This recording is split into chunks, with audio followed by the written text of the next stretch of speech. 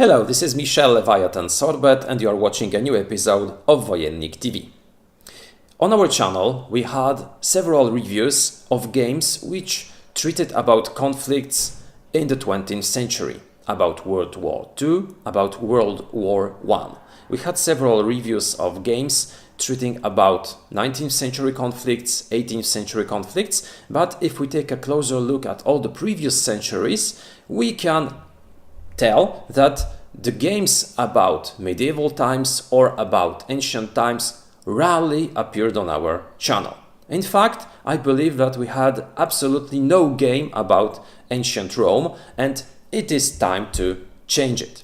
So today I would like to present you a game which will transport us up to the 2nd century of our era, to the year 193 and to the time where the Roman powerful empire started to crumble. The game is called Donning the Purple and it was published in 2018 by Tompet Games. Its author is Peter Schanke Olsen, a Norwegian. The game itself was launched and successfully funded in 2018. The game is meant to be played by 1 to 3 players, so it is absolutely solitaire play suitable, but today I would like to concentrate on the 2 and 3 player modes. I wouldn't like to tell you how the solo mode works, because I would like to prepare a dedicated review of this mode in the near future. The game is meant to be played by players of 14 years old, who are 14 years old or higher, and the time of play is very pleasant because it's from 70 to 90 minutes. From my place, I can tell you that this is absolutely accurate. You should end a game of Donning the Purple in about an hour and 15 minutes. It's absolutely feasible. How this game works, how this game looks, let's take a closer look at it.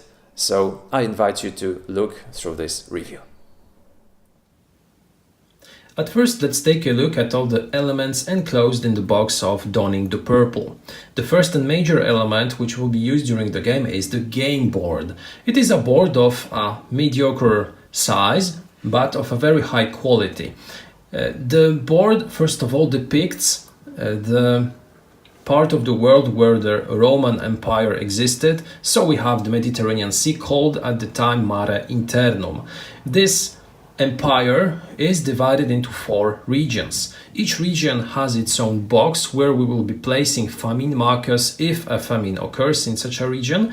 Each such a region is also depicted with a different color. In each region we will also have a capital which will be distincted by a star next to its name. So for instance, in region 1 the capital will be Hispania. We have a 5th region, or kind of a region, which will be Roma. So Rome will be a specific place. As you can see, it is just a place on its own. It is not enclosed in any of the 4 other regions. In those regions we will also have provinces. In each region 6 of them, each one with a number. Those regions will be bordering over regions, and those borders will influence troops' movement. Some regions will also be connected through sea, so there will be a possibility to travel through sea. In some regions, for instance in Dacia, we will find also a grain symbol indicating that such a region produces grain, which will be very useful and important during one of the phases when we will have to feed our population. The region which produces the most grain is Egypt, located at the south of the map. As you can see, it produces 6 grain units. On the board we will find other information. We will find tracks used during gameplay. First of all, we will find a grain price track where we will be measuring the price of the grain. At the game start, the price is 2 gold units, but it can increase up to 5 or decrease to 1. The second track used during gameplay will be the happiness track, where we will be measuring the happiness of the Roman population. If such a happiness drops to 0, this means that the population is very angry against the current emperor and this emperor dies. So the current emperor should avoid this at all cost. The third track is the production track, where we will be placing buildings which will be brought into play during one of the phases. Those buildings are not placed directly on the board. First they are placed on the production track and then only from here placed on the board. On the right we have also a quick reference where we can check the phases of the game turn, and we have also a track where we will be measuring time.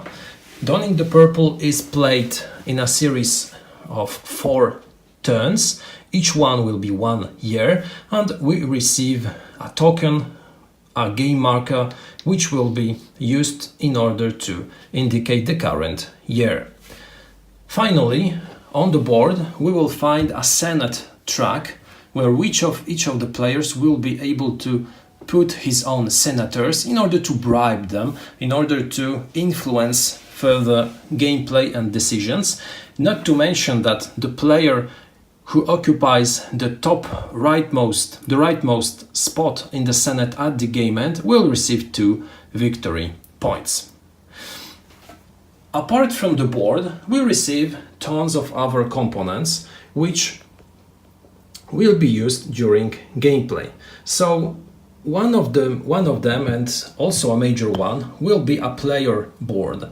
We receive 3 player boards because Donning the Purple can be played up to 3 players, and each player will receive his own player board. There are 3 different boards. The first one is the Emperor board, or rather the player who will be the emperor at the beginning of the game, because those 3 boards are standard, are the same, with some minor differences. In the basic game, the only difference is the starting role of each player.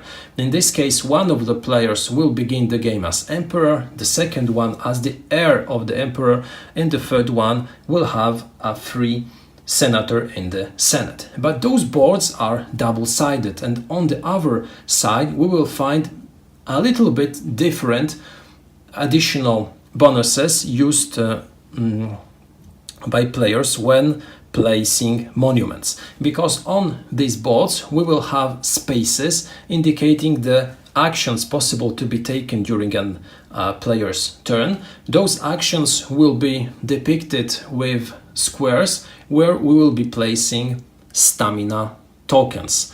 Those tokens will first of all be used to do those actions, but secondly they will also indicate our current life total. If we lose our last stamina token, we die. This doesn't mean that we lose the game. This only means that we will have to restart playing with the same board, with a different number of stamina tokens, and also with a negative victory point. So each time we die, we receive 1 negative victory point. It all depends on the situation, it all depends on our strategy. It can happen even multiple times during gameplay. Apart from those player boards, there is also an emperor board, which at the beginning of the game is given to the player who starts the game as emperor. This board will be each time given to the current emperor if the emperor changes. And the emperor has additional actions which can be taken by him during his turn. Not to mention that the emperor has 1 additional action, because normally players have 2 actions, or 3 if we are playing a 2-player game. The emperor will also always have 1 more action. But those bonuses are also paired with some additional responsibilities, because the emperor will have to feed the population. So he will stock grain on his emperor mat, and he will have to use it during his turn, during the phase where the distribution of food will take place. We receive multiple tokens, markers, so there will be, for instance, gold markers, gold tokens, 25, 1, 40. There will be victory point tokens, 5, 1 and -1. We receive some dice, a standard 6-sided dice,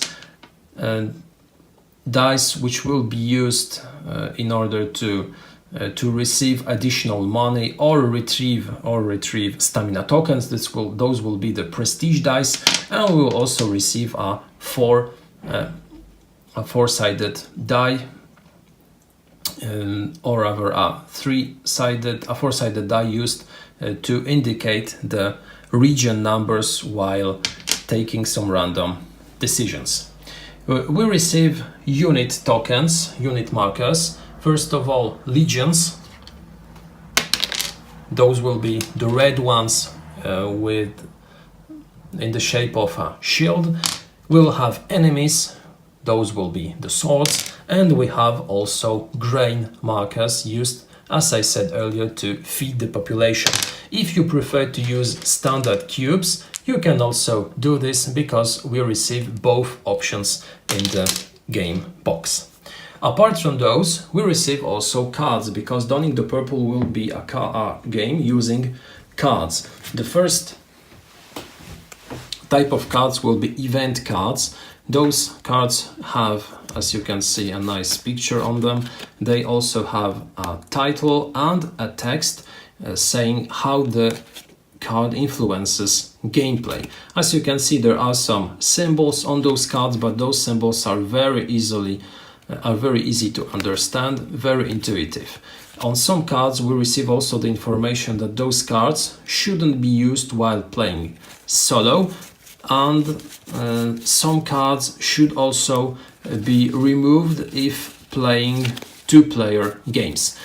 Apart from that, we have also some optional cards which will have a red dot on the bottom left corner.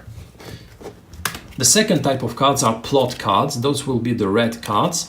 Those cards will be cards which we will be taking in our hands and which will be used during gameplay. They can be used in order to, first of all, acquire the bonus described on the card, but secondly, in order to increase our strength during conflicts, both during assassination attempts and also during battles. The third type of cards are forum cards. Those cards will be shown during each year. We will take one card from the deck and place it next to the board. Those cards will enable players to take additional actions apart from those which are described on their player mats. If such a card has a small circle, this means that such an action can be taken only once, but if such a card has a big circle on it, it means that such a card can be used multiple times by different players, or by the same player placing multiple discs on one spot. The fourth and final type of cards is the hidden agenda. Hidden agenda cards are used at the beginning of the game. Each player will receive one such a card, randomly chosen. Those are the objectives which each player will have to accomplish during gameplay. At the game end, you can score additional points if you happen to achieve those objectives, but you also can receive a negative point if you fail. Hidden agendas, as I said, are used at the beginning of the game, and then they are only checked at the game's end. The final component is the rulebook. The rulebook for Donning the Purple is a 20 pages long rule book. It is printed in color on a paper of high quality. It is a very well written rule book describing how the structure of the turn looks like, with some examples, with some graphics. So it is quite pleasant to read. I believe it's a rule book which was nicely done, which was nicely written. It also has some information about the advanced rules, about solo player rules, about two-player rules. At the end, we can also take a quick look at all the components with the information which of them will be used only during solo play and which are optional elements. That's it when it comes to the components enclosed in the box of Donning the Purple. Now it is time to describe how the game works, what are its objectives, and how a game turn is played. Donning the Purple can be played from 1 up to 3 players. So today I would like to explain how the standard, so 2 or 3 player game works like. The solo mode is a different kind of animal, and I will talk about it in a different review. In Donning the Purple, the objective of each player will be to accumulate the maximum number of victory points possible. Those victory points will be compared at the end of the 4th year, because Donning the Purple will be played in a cycle of 4 consecutive years. During the gameplay, it is possible that the game is stopped before the end of year 4 if one of 2 conditions is met. The first one is if all the regional capitals on the board, so Egyptus, Pontus, Thracia and Hispania, are being occupied by enemies at the end of a year. If such a situation occurs, so if enemy units are present in each and every of the 4 capitals, all players lose the game, nobody wins. The second case is if all the 28 enemy tokens, because we do have 28 of them, are present on the game board at the end of any year. If such a situation occurs, all players also lose the game. So those 2 rules really make Donning the Purple a competitive, semi-cooperative game. Each player will have to vanquish all its opponents, and at the same time fighting beside them against their common enemies, who will try to take provinces of the Roman Empire. Interesting rules, interesting game end conditions. If those conditions do not apply, we count the victory points at the end of the game.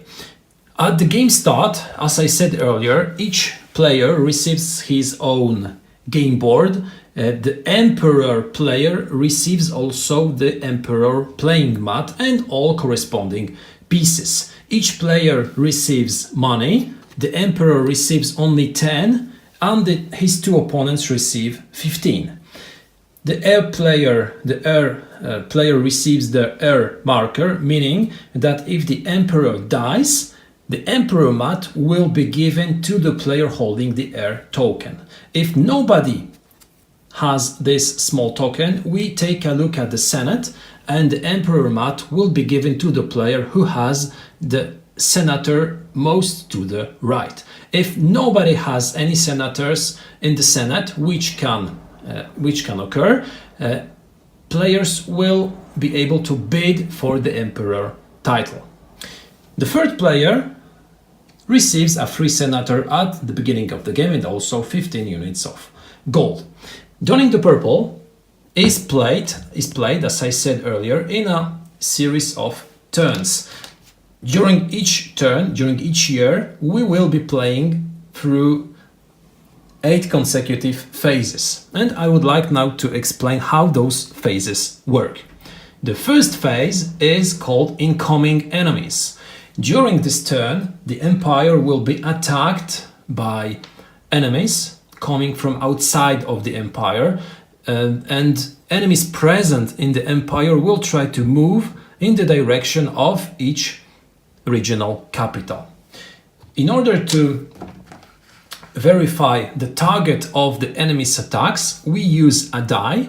We throw this die and the result indicates the province number inside every region where enemies should be placed. So with a 5 we should place 2 enemy units in each region, in each province with the 5 number. So for instance, in the red region number 3, those 2 enemies will be put in Mesopotamia. In the blue region where Egyptus is located, we would put those 2 enemies in Egyptus, but Egyptus is being guarded by 2 legions. If the number of legions is superior or equal to the number of enemies, those enemies are not put onto the board. But in the green region, we do have 2 legions, but both of them are guarding Thracia. So the province number 5, Macedonia, is empty. Those 2 enemies will be put into play. The same thing is in the first region where 2 enemies will be put in Britannia. So at the beginning, the number of enemies will not be that important and they will not be such a threat. But later, when additional units will be put into play, their number augments and it increases. So the number of those units will be really a pain for the players, because in every province where enemies are present, first of all buildings put into play by the players are destroyed. Secondly, those provinces won't give players any gold or grain. After putting enemies into play, we also move all the enemies present on the board one province closer to the regional capital. So the enemies in region number 3 will move to the 4th spot closer to the capital. The 2 enemies in region 2 normally would move to Thracia, but Thracia is being guarded by 2 legions, so those 2 enemies will not move.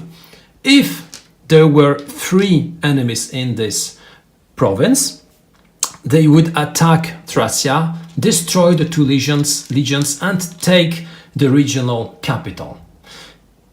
As I said earlier, if all 4 regional capitals are being controlled by enemies at the end of a turn, the game is automatically lost by players. Those enemies, after moving, will occupy a certain number of regions. The movement or provinces, the movements are simultaneous, so it is possible for a province to be attacked from 2 sides. For instance, if Egyptus was surrounded by enemies located on the provinces number 4 and 6, those units would move into Egyptus simultaneously and destroy the 2 legions. After this phase, we harvest grain. It's up to the emperor to feed the entire population of the Roman Empire, and in order to do this, he has to harvest grain. Some provinces, as for instance Egyptus, produce grain. At this point, we verify each and every region if there is a famine. And a famine always occurs because we always throw the die in order to the four-sided die in order to verify in which region on the board a famine takes place. So with a 2 result, a famine marker would be placed in the region number 2, and that would mean that this region wouldn't produce any grain until the moment when this marker would be removed. It is also possible that a province doesn't produce any grain because of the presence of enemies inside it. Even if there is no famine marker, if the enemies occupy a grain producing province, it will not produce any grain. After calculating all the grain production, this information is being tracked on the emperor mat, where we place the number of tokens corresponding to the number of grain produced. After producing grain, we draw cards. It is the emperor's duty to draw cards and to fight against the consequences of those cards. We always draw 5 cards from the event deck and we apply their consequences. For instance, we can put additional enemies onto the board. We can fight against earthquakes, which can destroy buildings. We can or have to pay some money to the Praetorian Guard, or we will lose some energy discs, stamina disc, etc., etc. The Emperor has to draw 5 cards each time, and we apply the consequences of those events. The next phase, after having drawn those cards, we also draw one forum card, which is an important part of the turn, because forum cards will grant us additional actions, additional spaces where we will be able to put our stamina discs in order to do those actions. So for instance, with such a forum card, we will be able to remove negative points, 1, 2, or even 3, by placing one stamina disc on such a card. The next phase are the player actions. The first player to play is always the Emperor player, who has the possibility to do up to 3 actions, because the Emperor has 1 more action than other players. If we play a 2-player game, we have 3 actions and the Emperor has 4. Now, what are the possible actions? First of all, we have the basing actions, which all the players are able to take, which are granted to all the players, and those actions will almost always require us to play, to use money and to use stamina discs. So the first possible action will be to move our pawn, because each player has his own pawn, which simulates his private army.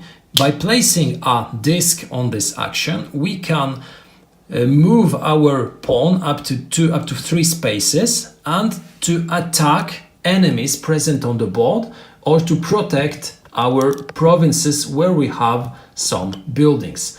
So by moving our pawn, we can clear the board from enemies. We can also, as I said, protect the provinces which are especially valuable to our cause. We can travel through sea, we can travel through land. If we enter in a province occupied by enemies, we can destroy them, but in order to do so, our strength has to be superior to the strength of the enemies. Each enemy token is 1 strength point. We have 2 strength points for our pawn. So in order to exceed the strength sum of the enemies, we have to increase our own strength. We can do this in a few ways. First of all, it is possible to construct one of our monuments in order to increase the strength of our point up to 3 points. But secondly, we can use also plot cards, which can be used both in order to acquire the bonus which is printed on the card, as to temporarily increase our own strength. So by playing such a card, we can increase our strength in order to defeat enemies. Defeating enemies is a good thing, because first of all, we are clearing the board from dangerous enemies, and we avoid losing if 28 enemies would be present on the board, but secondly, it enables us also to roll prestige dice. The number of prestige dice rolled will be equal to the number of vanquished enemies, and those dice will enable us to acquire additional gold, additional plot cards, or to retrieve used stamina discs, which is also a good thing to do because stamina discs are very precious resources. If we use all our stamina discs, we just lose. We just die, and we have to start playing again with a new family member without one of our stamina discs and with a negative point. Additionally, if we destroy enemies occupying a regional capital, we will receive 1 victory point. So sometimes it is worth to let the enemies occupy a regional capital in order to destroy them later and to acquire a victory point. Additionally, destroying enemies increases happiness, which is especially important to the emperor, who scores additional points at the end of each year for the happiness level of the Roman population. The second possible action, apart moving our own pawn, is bribing senators. Bribing senators enables us to place additional senators in the Senate.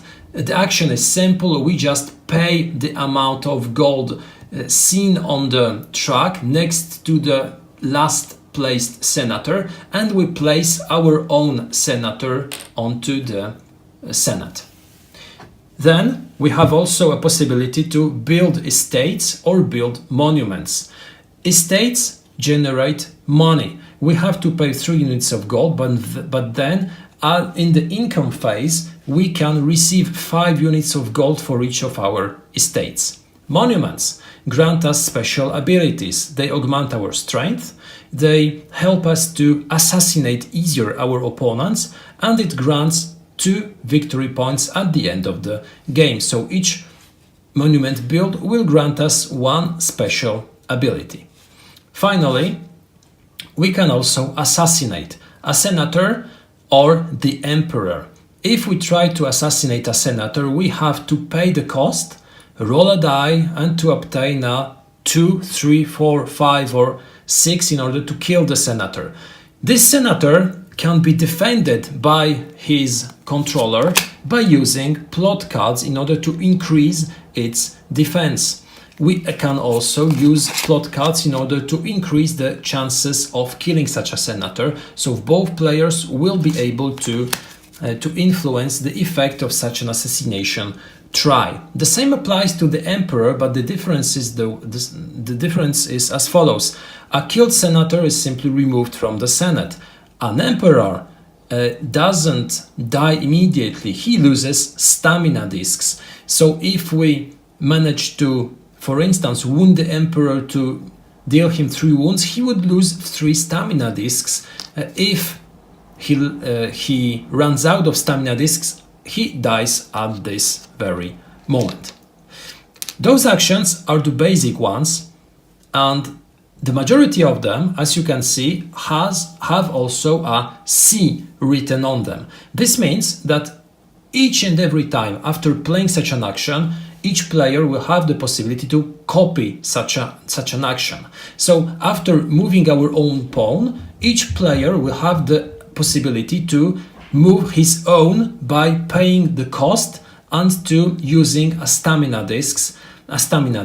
So copying actions is also a way to rapidly respond to our opponent's actions, but it always costs us stamina and money. Assassination is an exception. As you can see, there is no C, so we cannot copy this action. Each player accomplishes his actions and the phase is over. A difference in the actions palette concerns the emperor, because the emperor, as you can see, has an additional playing mat where he has also the possibility to take additional actions. First of all, he can choose an heir. Paying 15 gold units, he can place his heir token on his player mat, which will enable him, in case he dies, to immediately re-become emperor. A second option is to move legions, also in order to protect some provinces or to attack enemies. He can train new legions by placing them on the board, and finally he can build aqueducts, which increase the happiness of the population and protect the provinces or the provinces where those aqueducts are placed against famine. After playing the actions of each player, we pass on to the buildings phase, because both estates and monuments are not placed directly on the board. They are first placed onto the production track, and at this point those buildings will be placed on the board. First of all, before this is done, the player controlling the Senate, which will be always the one who has the rightmost senator, can switch the places of two buildings. So for instance, if playing black, I would be interested in switching the place of my last monument, for instance here, in order to place the building, because as you can see, during each turn there will be a limited number of builds. If we play a two-player game, only 3 buildings will be placed each turn. If we play a 4-player game, a maximum of 4 buildings will be placed. The 5th one in this case will not be placed, so if I was playing green, I would try to switch the places of, for instance, those buildings in order to construct all my buildings placed on the production track. After this, we have to pass on to the 6th phase, which is distributing food. This is a phase played solely by the emperor, who has to use his grain reserves in order to feed the entire Roman population. Each and every province on the board, which is not occupied by enemies, has to be fed with 1 grain unit. If the emperor has not enough grain in his reserve, he will have to try to buy additional grain using the price indicated by the grain track price. This marker will be moved by players in order to increase the price or to reduce the price of grain. The emperor has the possibility to buy additional grain in order to feed the population.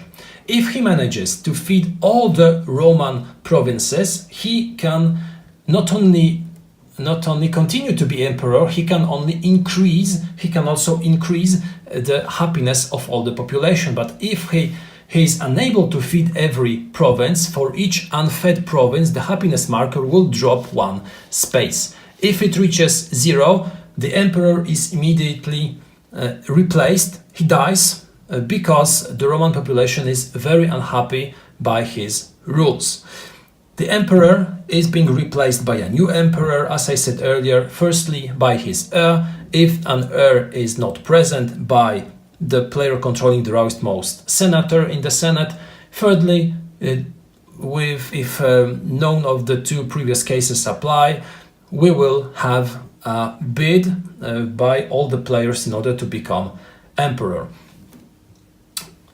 After distributing food, we pass on to collecting taxes. Each player will receive money. First of all, for each of his estates on the board. The emperor also receives money for each province in the board which is not occupied by enemies and where no famine marker is present. So the emperor will generally receive more money than others, but remember that he has to spend a lot of gold in order to acquire food during the food distribution phase. At the end of the tax phase, we pass on to the end of year, where the year marker is being put on the next space. We also remove 1 famine marker from each region and we distribute points. The emperor receives a number of points equal to the position of the happiness marker on the track. So for instance, if the happiness ends at the 10th position at the year's end, the emperor will score 3 victory points. If it is the end of the 4th year, we compare the total number of victory points acquired by all players. The player who has also the rightmost senator in the Senate receives 2 victory points. At this point, we verify also the hidden agendas and we score points according to what is written on those cards. Those are basically most of the mechanisms used in Donning the Purple. Now I would like to tell you what I think about this game, what I think are its strong and a little weaker points, if it is a game worth acquiring, a game worth playing. I must admit that when I first heard of Donning the Purple, I wasn't sure what to expect. Tompet Games was not a designing company which I heard of, and I wasn't sure what will be the quality of this game, but I was eager to give it a shot. And I must try, I absolutely don't regret it. Donning the Purple is an exceptional, a very good game, and I would like to tell you why.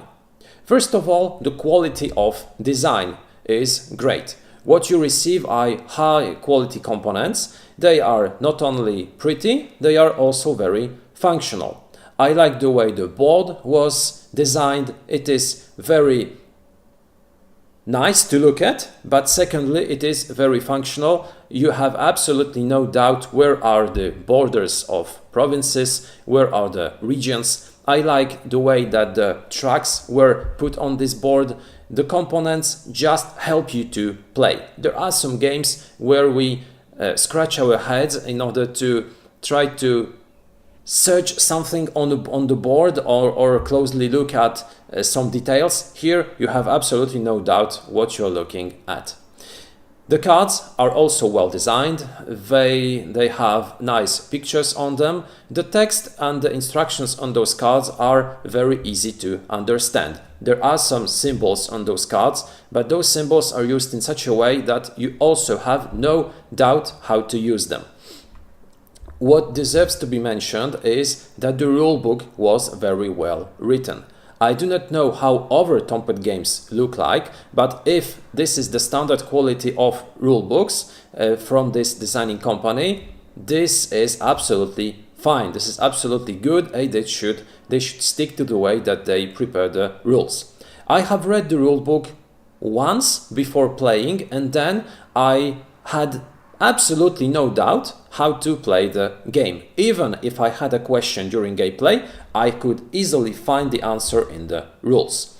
What is great is that you receive a lot of examples, you receive a lot of pictures. So this rulebook is very well written and it really helps new players to understand how the game works. It's also easy to find the answers to any questions which arise during gameplay. Nicely done. The second thing about Donning the Purple is, apart its visual aspect, the way the game works. So it is even more important than this visual aspect. And in this sector, Donning the Purple is also a high quality design. It is an original game, so it is not a game which would have mechanisms copied from another game. They are quite original. The way that you play your actions resembles to many Euro games where you just allocate your actions and execute those actions.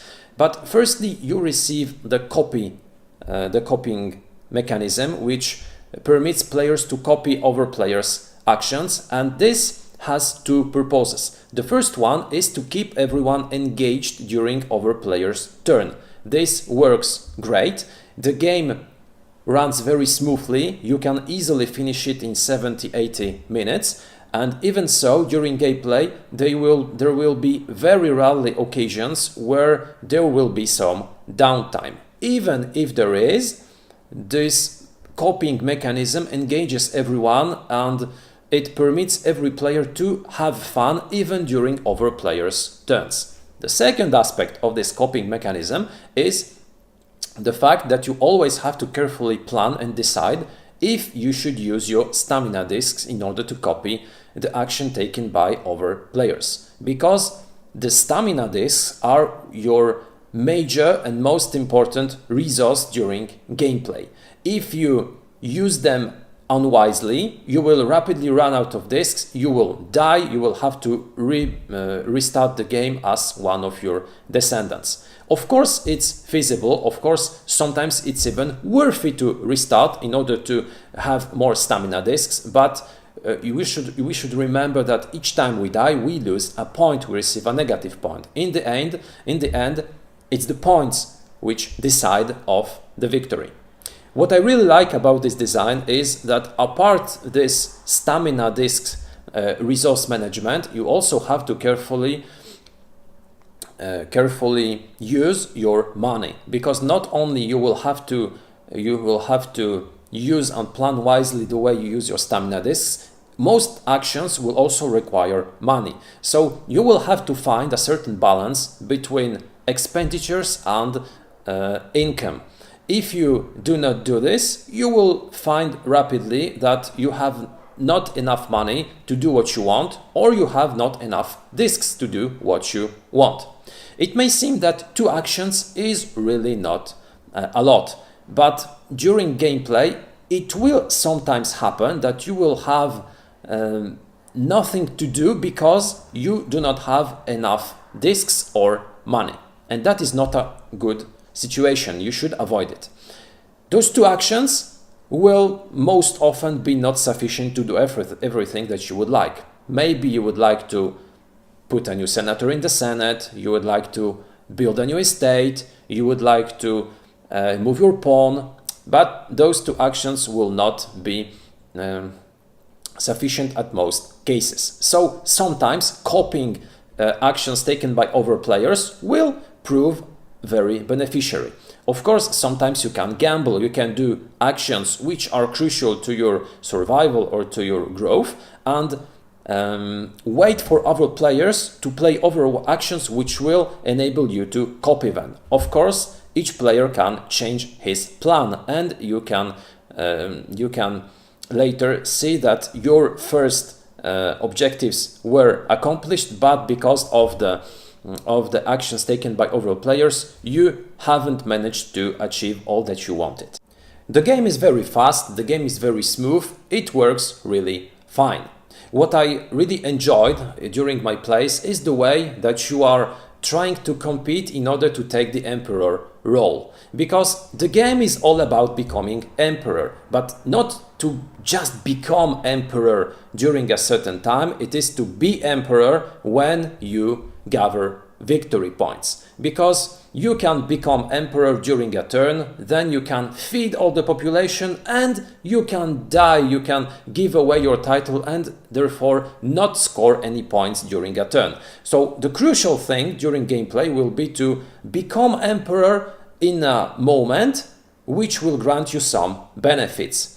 The most annoying thing is when you manage to become emperor, to gather resources in order to feed all your population, and then because of something you die and you score absolutely no points because the title goes to somebody else. So this game will be quite brutal, will be quite aggressive at times, because players will compete in order to become emperor and in order to accomplish their own hidden agendas. But this rivalry will also have to be tempered during certain times, because the game has this semi-cooperative aspect. You always will have to cooperate with other players in order to avoid defeat. Because if you do not react to the aggressive moves of the barbarians which will invade the empire, you can rapidly become overrun and you can lose the game, because all the regional capitals will be taken or all the barbarians will appear on the board. Sometimes players will have to cooperate because the board doesn't seem very big, doesn't seem very large, but you have to remember that you have only one pawn, only one player pawn. This pawn can move to 2 or 3 spaces during one action, it will be impossible to rapidly jump from one end to the other of the board. You can react to dangers on the west, but it will be difficult to rapidly react to dangers on the east. So players will have to sometimes cooperate in order to remove enemies. Of course, this is beneficiary for them because by removing enemies, they have the possibility to roll prestige dice and to gain money, to retrieve stamina, or even to receive additional plot cards. If they happen to destroy enemies in a regional capital, this can even grant them points. So it is worth doing. But of course, if you only move on the board and destroy enemies, this will not very highly increase your potential. You have to take other types of actions in order to improve your position and in order to score some points at the game's end. What I really like in the game is the fact that there will be some epic moments during gameplay. The game has a very nice narrative. We really feel that we are playing a Roman game, a game set in the times of the Roman Empire, beginning from the components, then passing through the mechanisms and through gameplay. You really feel that you're playing a game set in the times of Rome. It really appeals to me, and the way that this cutthroat rivalry happens is very appealing, because if we read books, if you watch movies about Rome, it will be often be brutal. It will be often full of aggression or of diplomatic behind the scenes rivalry, and we can find all of this in this game. What I really like is the fact that you will always have to carefully plan what to do. You will have a limited number of resources and of actions. You will have to choose wisely your priorities. What I really like is the fact that the game is a game with additional variance. So you have additional cards, you have additional tokens. You have also this solo mode, which also works quite well, but I would like to explain how it works in a different review. So what are the weaker points of Donning the Purple? Because I wouldn't say this is a perfect game. It is a very good game, but it's far from perfect. The first thing is that sometimes it will be quite random. The fact that barbarians will appear in random places on the board, the fact that the famine markers will also appear randomly, the fact that you will draw event cards which will sometimes randomly destroy your plans for the entire turn, influence the fact that sometimes this streak of random events will grant benefits to some players and hinder others. It happens, it can influence gameplay. I wouldn't say this is a very major thing, but it is a thing that can sometimes be frustrating. Of course, if you play correctly, if you take the right decisions, it is quite easy to regain the upper hand. But as I said, I do not like games in which you play correctly and random events cause you to lose some ground. It is not something very bad. It is not something game-changing, but it can influence gameplay. The second thing is that players which had played Donning the Purple several times will be in a much better situation than beginners. No, this is not something bad. It's just that players with experience will most often win their first 2-3 games against beginners. It is a question of experience, a question also of knowing the cards. It is such an interesting design that playing the game grants you experience. You know what to expect, you know what to do, at what times to do certain things. So the game will be quite easy to teach, but it will be quite difficult to be played very correctly during your first game. Of course, the game is so rapid, it is so fast to play that it is not a major problem. It's just something that can reduce the satisfaction of play with to beginners. So beginners will sometimes feel that they were attacked by random events, or they were brought down by experienced players, and there's no point of playing once more. I do not believe this is a great issue, because as in many games, experience is just a factor which influences the game balance. But having said that, I believe that Donning the Purple is a very interesting, a very good game. I would recommend you to try it, because it is a unique game when it comes to this semi-cooperative aspect, but otherwise it's still a very aggressive game of full of interaction between players, a game in which you will strive to become emperor, to gain points, but also to defend the empire from attacking barbarians. Very intriguing, very interesting design. I definitely recommend you to try it. This was Donning the Purple from Tompet Games. Thank you for watching this review. I hope you have a wonderful day and that you return to our channel to see other materials. See you next time.